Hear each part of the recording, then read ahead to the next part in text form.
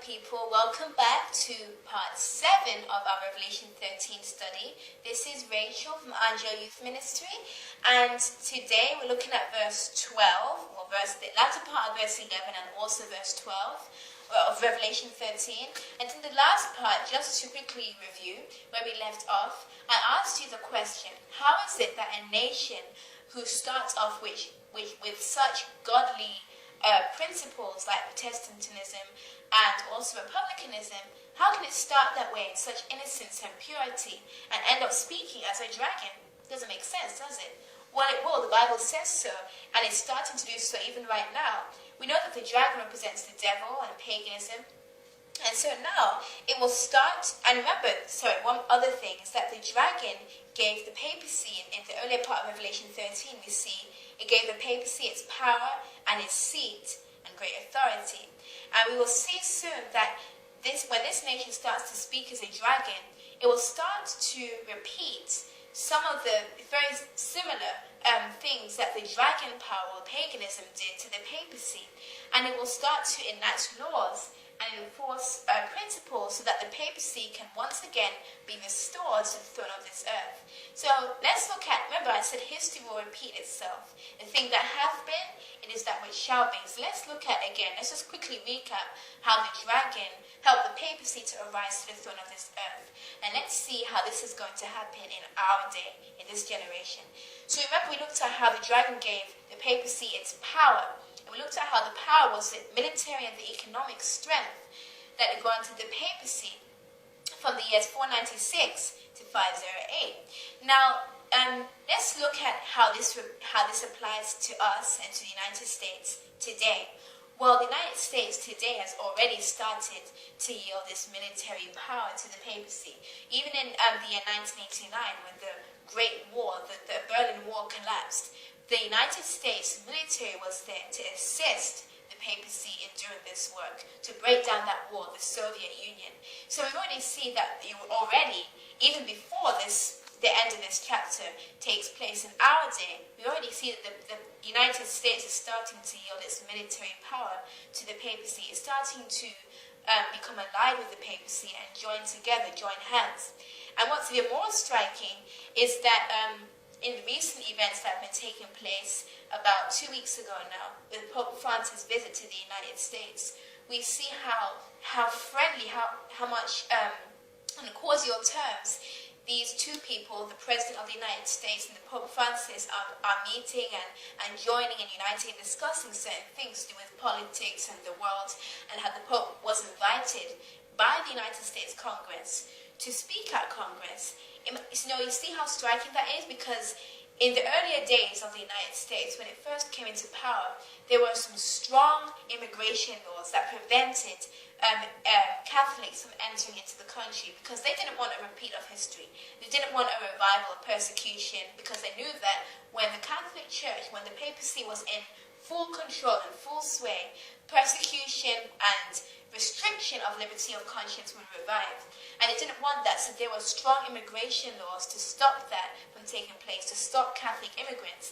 Now look at the thousands, if not millions, of Catholic people in the United States, and strong Catholic bases, Catholic churches, Catholic charities, Catholic schools, Catholic organizations in the United States. Even the Pope Francis himself, he went to visit one of the basilicas there, which is the largest Catholic church in the United States. And so now there's a completely different attitude towards the papacy. Whereas before, in the early days of the United States, we see that the Americans, they were strongly against Catholic immigrants moving into their country. But now they're so for the Pope. In fact, we have about 11,000 people in the lawn at the White House waiting to welcome the Pope. I saw in the news that some people were even sleeping overnight, just waiting to catch a glimpse of Pope Francis. And this is a completely different attitude to how it was back in the early days of America. Back then, people were shunned a Catholic immigrant, let alone the Pope himself. But now we see the very president welcoming him in. And this is just a repeat of history, how the United States, just as Clovis, the King of France, in 496, when he lended his military and economic support to the papacy, he joined hands with the papacy, so to speak, and united with him. history will be repeated, and we're seeing that already. And not just that, but another interesting thing to notice, that when Clovis, who was the king of France, gave his military and economic support to the papacy, and then 12 years later ended with King Arthur, the King of England, who also yielded his military and economic support to the papacy to help him rule the earth. When they did that, they didn't just yield those two things. They also yielded something else, and this is very important. They yielded their religion, their pagan religion. They yielded paganism, and they professedly converted to Christianity, which then, the term for Christianity was Catholicism. So they yielded not just their power, their military and economic strength, but also their religion. And why is this so important today?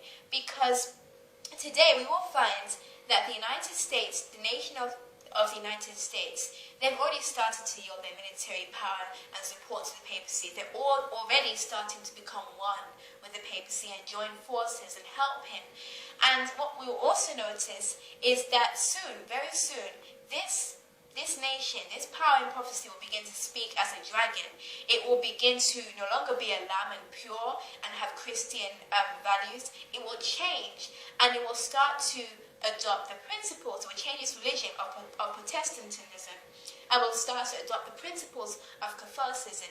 It will change the way it rules its constitution, which says that church and state can't join together, also that there will be freedom of conscience, religious liberty. That will soon change, and soon it will be a law, as we'll see later on in this chapter in Revelation 13.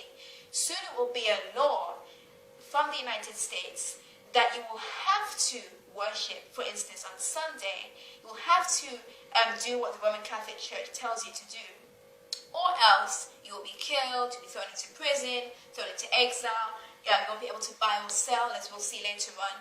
And this will happen as a result of it uniting with the papacy and changing its religion, changing also the constitution, just as from 496 to 508, those different kings in Europe who yielded their military and economic strength to the papacy, they didn't just yield that, they yielded their religion of paganism.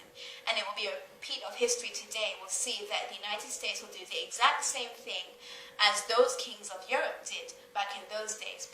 And the exact same results will be seen, because at the end of the day, when those kings yielded their support to the papacy, what happened just a few years later? Well, the papacy was made the head of all churches and the corrector of heretics. All churches and the corrector of heretics. Heretics according to what the Roman Catholic Church would term as a heretic. And so he was given complete supremacy. And then in the year 538, with all the obstacles removed, the papacy was at the head, not just of all churches and all heretics, but at the head of the world for 1260 years.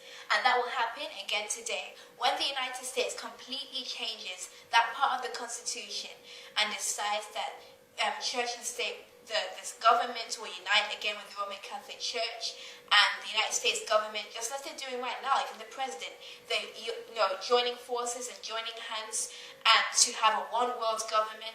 And when this takes place and they yield all their support and power to the papacy, and soon religious liberty will be restricted, you will have to do as the Roman Catholic Church says through the government, or else you'll get punished by the government. When that takes place, we'll have another repeat of history. The papacy will be at the head of all churches and the corrector of all heretics, according to what they term as a heretic. And Sabbath-keeping people, Seventh-day Adventists, this is very important for us, because we will be one of those who will be persecuted and even martyred for what we believe. There will be a repeat of history. What happened during those 1260 years is about to happen to us as Seventh-day Adventists in a greater measure. So it's so important that we wake up to the signs of the times. What has been happening recently is only a repeat of history. And soon Jesus is coming, and it's going to put not just a temporary deadly wound to the papacy, but a complete wound that will destroy its power forever. That stone will come and smite the image at its feet, and Jesus' kingdom will be restored in heaven and on earth. So let's get ready for Jesus to come. And in the next part, in part 8, I'm going to share with you verse 12 of Revelation 13, and how exactly the United States will work as one with the papacy. Until then, God bless you.